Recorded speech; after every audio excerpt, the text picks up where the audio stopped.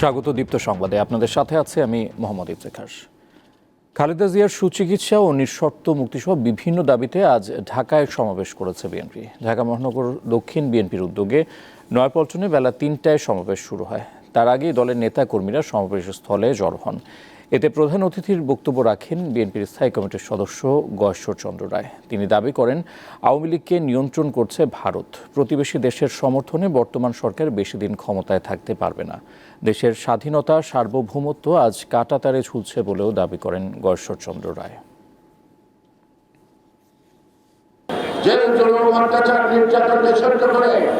এখনো উত্তরায়ণ করে দাঁড়িয়ে আছে স্বাধীনতা রক্ষার।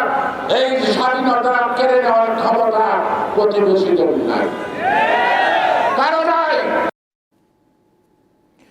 সমবায়ের মাধ্যমে যৌথ উদ্যোগে উৎপাদন বাড়িয়ে খাদ্য নিরাপত্তা নিশ্চিত করার পরামর্শ দিয়েছেন প্রধানমন্ত্রী শেখ হাসিনা। আজ গোপালগঞ্জের টুঙ্গিপাড়ায় গ্রাম উন্নয়ন সমিতির সাথে মতবিনিময় অনুষ্ঠানে তিনি জানান, প্রতিটি মানুষকে অর্থনৈতিকভাবে সচ্ছল করতে সরকার কাজ করে যাচ্ছে। এ সময় একটি বাড়ি একটি খামার প্রকল্পের নাম সংশোধন করে আমার বাড়ি আমার খামার করার নির্দেশনা দেন প্রধানমন্ত্রী।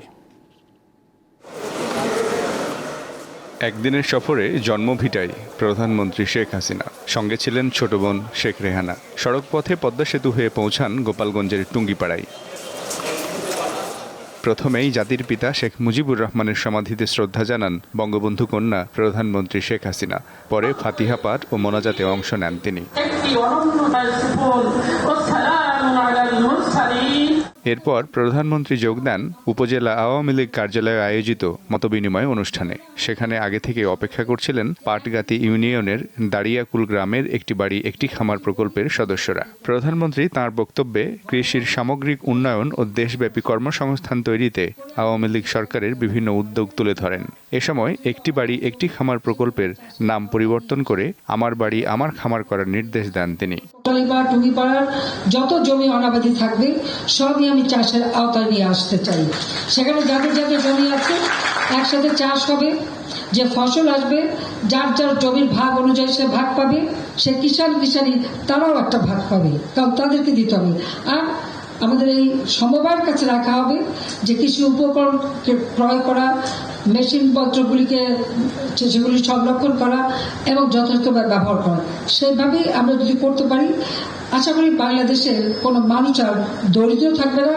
উৎপাদন বাড়ানোর উপর জোর দিয়ে সরকার প্রধান কৃষি উন্নয়ন ও সমবায়ের দিকে মনোযোগ দেওয়ার আহ্বান জানান। এই জিনিসটার জন্য মানুষের কাছে আরো প্রচার পায়, তারই ব্যবস্থা করবো।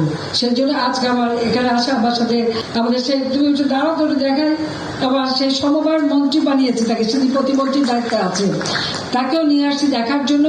এই কারণে যে আমাদের এটা দেখে আমরা চাই সারা বাংলাদেশে এভাবে মানুষকে নিয়ে যৌথভাবে উৎপাদন বৃদ্ধি করা, মানুষের খাদ্য নিশ্চয়তা, ক্ষুদ্র সঞ্চয়ের মাধ্যমে মানুষের আর্থসামাজিক উন্নতি করা এবং জীবন মান উন্নত করা, সেটাই আমরা করতে চাই। পরে স্থানীয় সুবিধাবঞ্চিত মানুষের মাঝে কৃষি ও শিক্ষা উপকরণ বিতরণ করেন প্রধানমন্ত্রী। এ সময় বাইসাইকেল, ভ্যান ও নগদ অর্থসহ বিভিন্ন সামগ্রী তাদের হাতে তুলে দেন ওই এলাকার সংসদ সদস্য প্রধানমন্ত্রী শেখ হাসিনা। মিজানুর রহমান, দীপ্ত সংবাদ, ঢাকা। চট্টগ্রামে বিমান বাহিনীর প্রশিক্ষণ বিমান দুর্ঘটনায় নিহত পাইলট আসিম জাওয়াদ তার নানার কবরে চিরনিদ্রায় শায়িত হয়েছেন। দুপুর ৩টায় মানিকগঞ্জের সেওতা কবরস্থানে গার্ড অফ অনার শেষে তাকে দাফন করা হয়। এ সময় আসিম জাওয়াদের পরিবার, বিমান বাহিনীর কর্মকর্তা সহ স্থানীয়রা উপস্থিত ছিলেন। এর আগে বাদজুমা মানিকগঞ্জ শহীদ মিরাজ তপন স্টেডিয়ামে তার জানাজা হয়। বেলা ১২টার দিকে জাওয়াদকে বহনকারী বিমান বাহিনীর হেলিকপ্টারটি মানিকগঞ্জ স্টেডিয়ামে পৌঁছায়।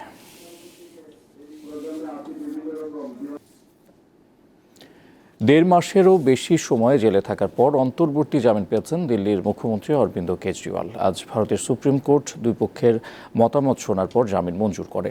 আগামী ১ জুন লোকসভা নির্বাচন শেষ হলে পরের দিনই তাকে তিহার জেলে ফেরত যেতে হবে। সুপ্রিম কোর্টের এই রায় আম আদমি পার্টিকে ভোটের মুখে নতুনভাবে উজ্জীবিত করে তুলবে বলে ধারণা বিশেষজ্ঞদের।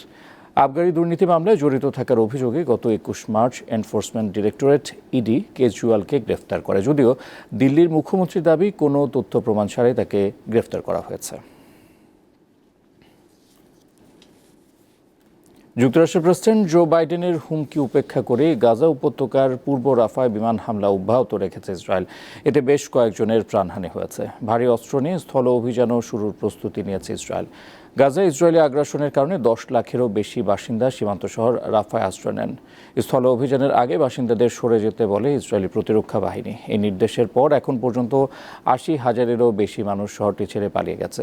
জাতিসংঘ উদ্বেগ জানিয়ে বলছে, রাফায় স্থল অভিযান এক ভয়াবহ অমানবিক পরিস্থিতি তৈরি করবে। যুক্তরাষ্ট্র সরে গেলেও একাই যুদ্ধ চালিয়ে যাওয়ার ঘোষণা দিয়েছেন ইসরায়েলের প্রধানমন্ত্রী বেনিয়ামিন নেতানিয়াহু। আর এই ছিল এখনকার মতো। পরের সংবাদ রাত 11টায় দেখার আমন্ত্রণ রইল। দর্শক, তথ্য বিনোদনের আরও খবর জানতে যুক্ত থাকুন দীপ্তর ডিজিটাল প্ল্যাটফর্মগুলোতে। ধন্যবাদ।